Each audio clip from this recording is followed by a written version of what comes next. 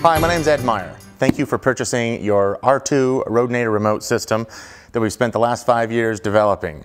It's taken us a long time to get here, but we're very proud of what we have. You're going to be just as proud of it. When you receive the R2 in the mail, it's going to come in 2 boxes. One is the R2 itself and your accessory box. What we're going to do is put the unit together with you here so that you feel confident going out into the field that everything's put together right. The first thing let's do is let's take apart the Rodenator R2 box and see what's in it. So cut your banding, and this is all shipped via UPS. We require a signature with it so that we know that you've got it. First thing you need to do is retain your shipping carton. If you want to move it around, ship it back to us for any reason, it's nice to have your box on hand. And as you open it up, you're going to see that we have an instruction manual. This is a comprehensive, complete instruction manual for the R2. It's important that before you go out and actually use this, that you read through it and understand it. And if there's any questions that you're not sure about as you read through this, please give us a call. We've got people here that can help you out. Make sure that you go to the back of it, fill out the warranty registration form, and either fax it in or mail it in to us.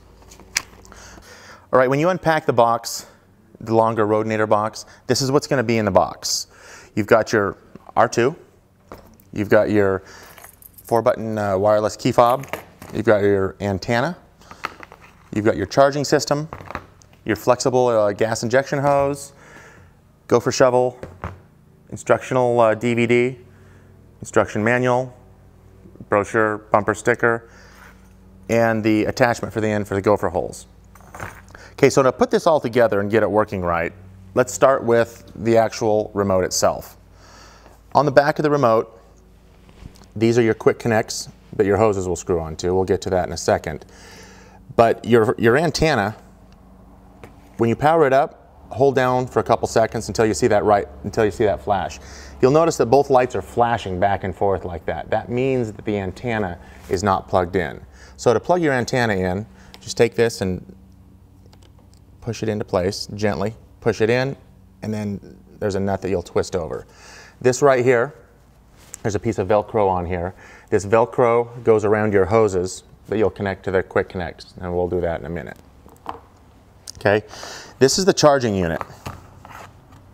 It's important that before you go out and use this, there is a little bit of power in it, but before you go out and use it, put a complete charge on it. So plug it in, and it goes in right here. You'll plug it in, just let it go all night long. We've had really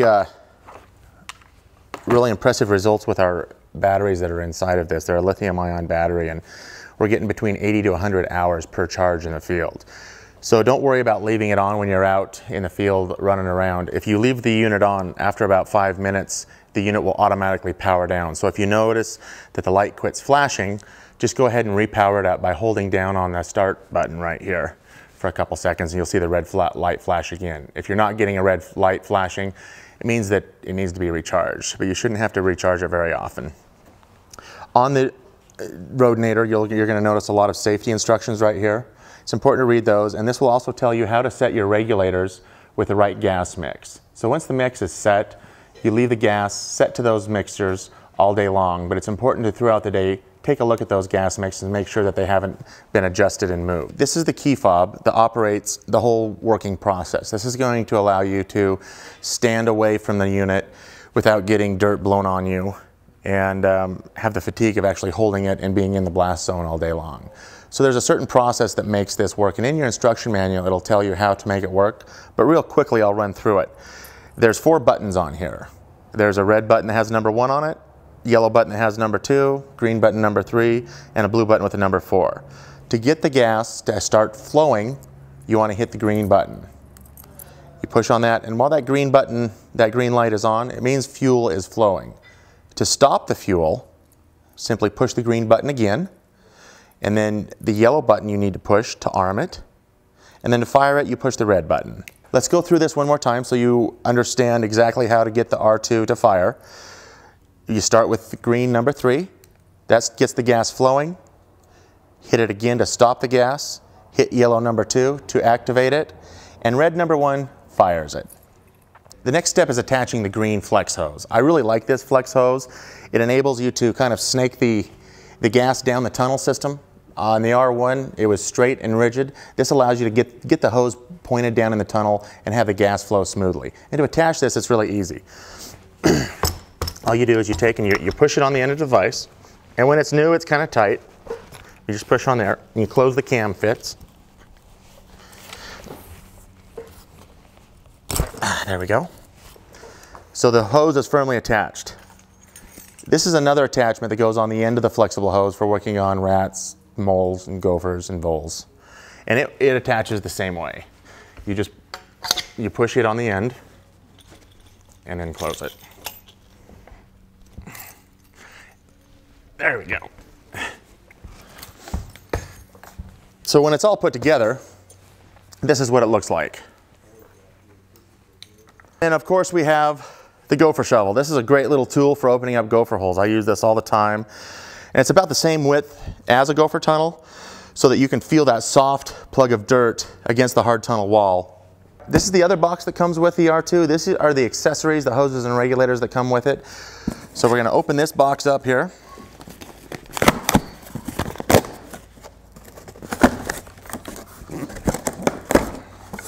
And inside there's a lot of packing peanuts and stuff. Inside the box there's two regulators.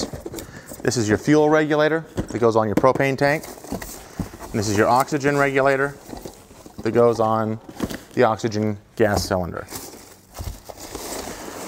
You're also going to have 50 feet of T-grade fuel hose. This is not a acetylene and oxygen hose. This is a fuel grade hose. It's a lot more rigid and tougher. Propane's a heavier fuel, so it won't weaken the hose over time.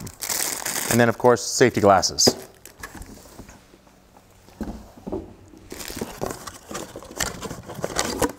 This is your fuel regulator. This goes onto the propane tank right here. Threads on counterclockwise. The gas hose right here. Threads on right here. Red goes to the fuel side, and you can't mix these up. The gas hose threads on counterclockwise while the oxygen hose threads on the oxygen regulator in a clockwise position. So these cannot be put on backwards.